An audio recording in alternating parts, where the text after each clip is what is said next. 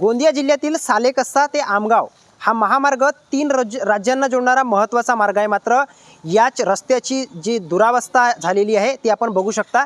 कशा पद्धतीने अक्षरशः रस्त्याची चाळण झालेली आहे। मोठ्या प्रमाणात खड्डे या ठिकाणी पडलेले आहेत। दररोज हजारो लोक या ठिकाणाहून ये जा करत असतात आणि त्याच्यामुळे मोठी समस्या या ठिकाणी निर्माण होत असते।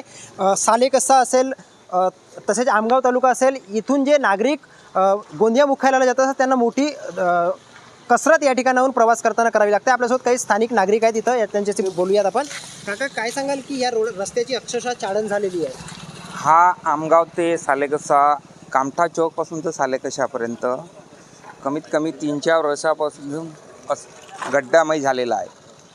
आमगाव ते सालेकसा छत्तीसगड आणि मध्य प्रदेश जाणारा मुख्य रस्ता आहे। या रस्त्याला एवढे गड्डे पडले की याच्यात दर दिवशी 1 नि 2 अपघात होत असतात आणि अपघातामध्ये काही लोक इंज्युर्ड झाले आहेत, काही लोक जास्त सिरियस झाले आहेत, पण शासन याच्याकडे किंवा कोणीही लक्ष देत नाही।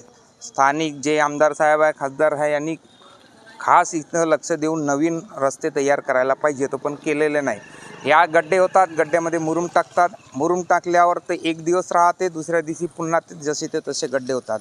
लोडेड ट्रक जातात, मोठे गाडी वगैरे जातात, त्या कारणामुळे ते रस्ते व्यवस्थित नाही। पण सालेकसा एक अतिदुर्गम आदिवासी तालुका आहे, तिथून काही विद्यार्थी आमगावला शिक्षणासाठी येतात, कर्मचारी आहे मुख्यालय गोंदियाला जाण्यासाठी येतात, त्या कारणामुळे खूप सर्वांची अडचण होते। अशा अडचण परिस्थितीमध्ये याच्याकडे विशेष लक्ष देण्याची खूप गरज आहे। की महाराष्ट्र, छत्तीसगड आणि मध्य प्रदेश या 3 राज्यांना जोडणारा हा महत्त्वाचा मार्ग जरी असला तरी अक्षरशः खड्ड्यांमुळे या रस्त्याची दुरावस्था झालेली आहे। त्यामुळे लवकरात लवकर हा खड्डे बुजवून रस्ता दुरुस्त करण्यात यावा अशी मागणी नागरिकांनी केली आहे। देवेंद्र रहांगडाले, एबीपी माझा, गोंदिया। एबीपी माझा, उघडा डोळे बघा नीट।